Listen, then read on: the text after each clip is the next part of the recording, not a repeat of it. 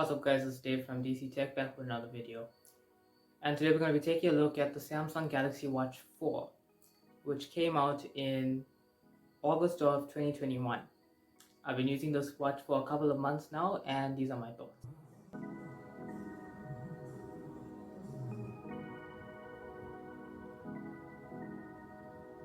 So to start, this is Samsung's first watch that has Wear OS as the operating system. If you don't know what Wear OS is the operating system that Google has made for Android watches. In the past, Samsung has been using their own Tizen OS operating system, and third-party apps were basically non-existent.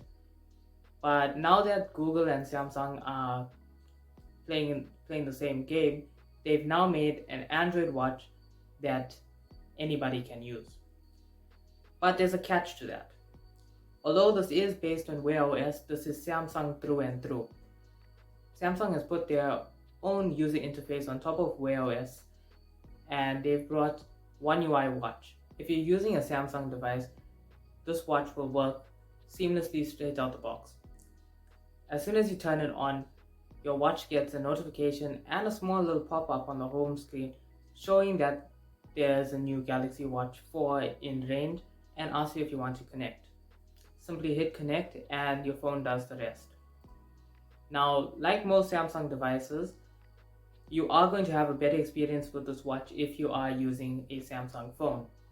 But be that as it may, this watch still works on other Android devices, just not any Apple devices. In the past, when Samsung used their Tizen OS system, you were able to connect your Tizen OS watch to an Apple device, but that's no longer the case. Navigating throughout the watch is dead simple. You swipe up and you see all your apps. You swipe down to see your quick panel. Swipe to the right to see your notifications. And if you continuously swipe left, you'll see all the different tiles that you have there.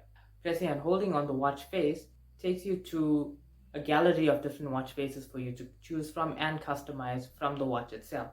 On the phone end, you will have to have the Galaxy Wear app installed in order for this thing to run smoothly. But then again, if you are using a Samsung phone, it's already pre-installed. I have the 40mm Bluetooth version of this watch.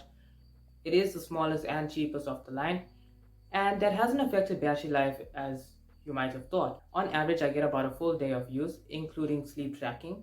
And on days where I am running low on battery life, this watch does charge pretty fast. It takes about an hour and a half to fully charge from 0 to 100%.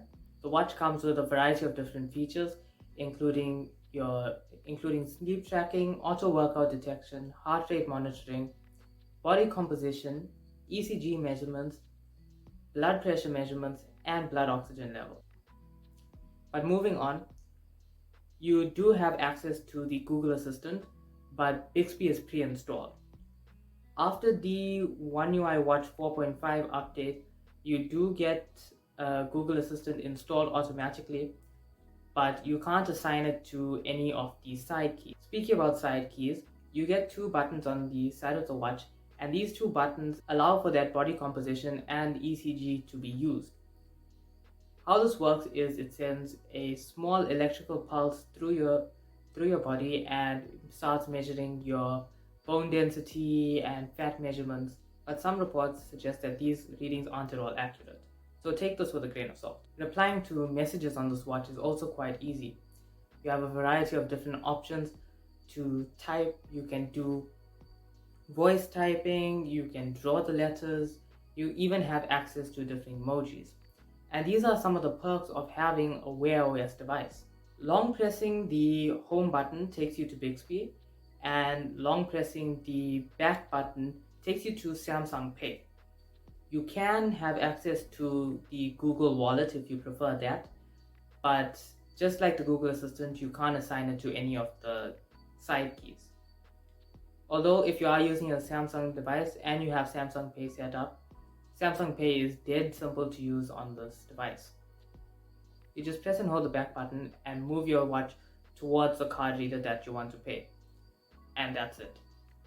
I tried this in a variety of different shops. It's only not worked once, and that was because the card reader was faulty. In conclusion, if you're looking to get into the smartwatch market and you're using a Samsung device already, the Watch 4 is the way to go. Because it's a year old, you'll get it at a reasonable price because the Watch 5 and Watch 5 Pro are out already. But that's been it, guys. Thanks a lot for watching. Be sure to like, share, and subscribe. This is DC Tech.